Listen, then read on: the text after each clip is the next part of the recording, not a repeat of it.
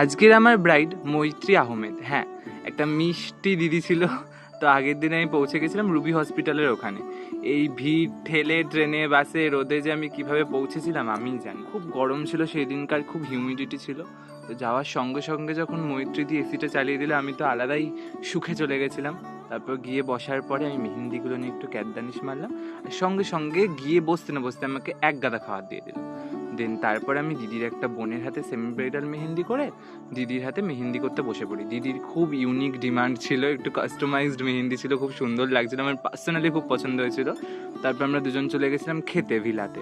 আমার মুখে কিছু একটা লেগে আছে, ইগনোর করো। অনেক কিছু খেয়েছি যেটার ভিডিও নিতে ভুলে গেছি। আর এই যে আমার মিষ্টি ব্রাইড, পুরো মেহেন্দি কমপ্লিট হয়ে গেছিলো।